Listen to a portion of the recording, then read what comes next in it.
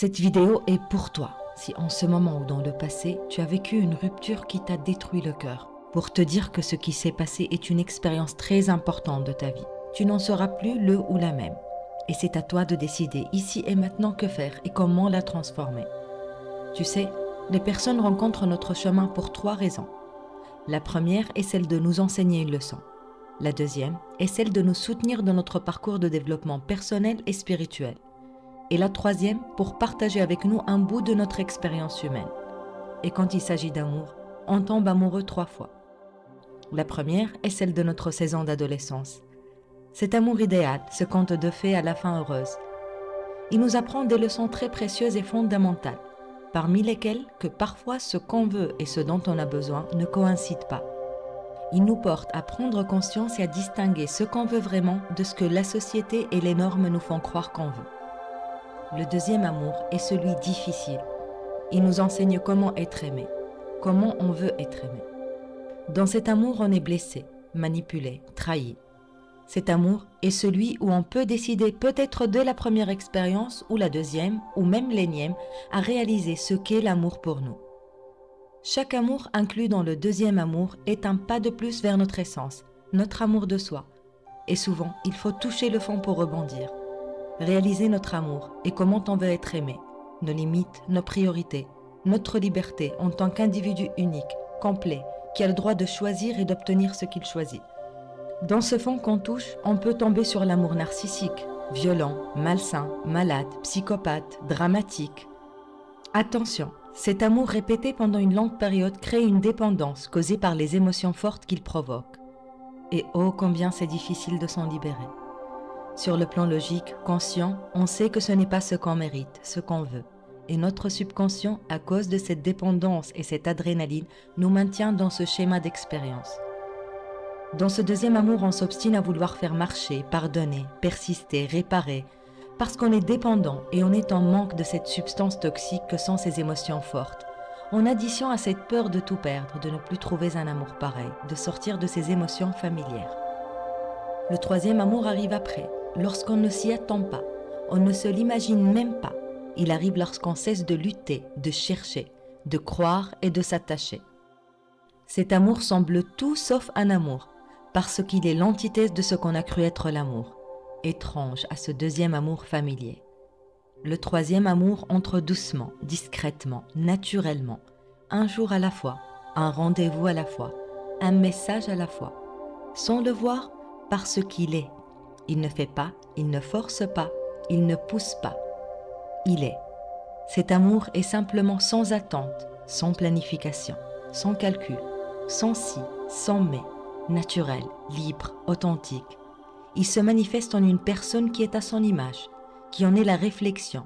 Elle entre et elle t'accepte sans condition. Cet amour injecte en toi le vrai sens d'être aimé, respecté, apprécié, libre d'aimer et de se laisser aimer. Cet amour advient de 2 manières. La première est avec toi-même, la deuxième avec cette personne.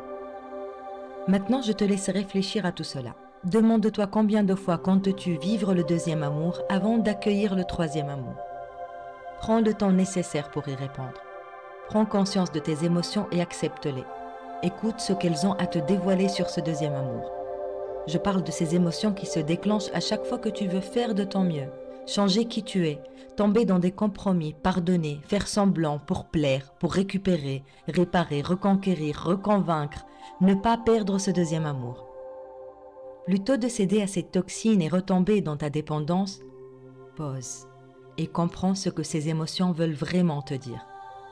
Elles sont un outil majestueux, un guide fiable, incontournable et puissant, si tu sais les écouter, les maîtriser pour transformer ta vie. Ne t'inquiète pas du comment. J'ai une vidéo qui te guide dans ce processus. J'ai mis le lien en bas de la vidéo. Définis tes valeurs et surtout ta valeur. Ce que tu vaux et ce que tu as. Et tu es l'unique personne à définir ta valeur. Personne d'autre ne peut le faire pour toi. Souviens-toi que nous enseignons aux personnes comment nous aimer par notre amour-propre. Nous leur apprenons à nous valoriser à travers notre auto-estime. Redéfinis ce que tu mérites.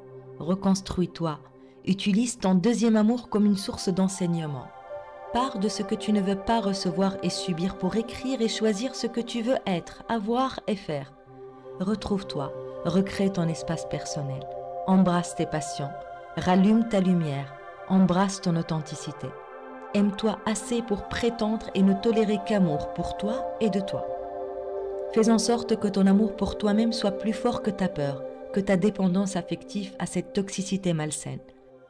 Pleure un coup ou deux, soigne tes blessures, rassure ton enfant intérieur et sors de ce tunnel. C'est bon, tu es libre. Engage-toi à embrasser l'amour inconditionnel envers toi-même.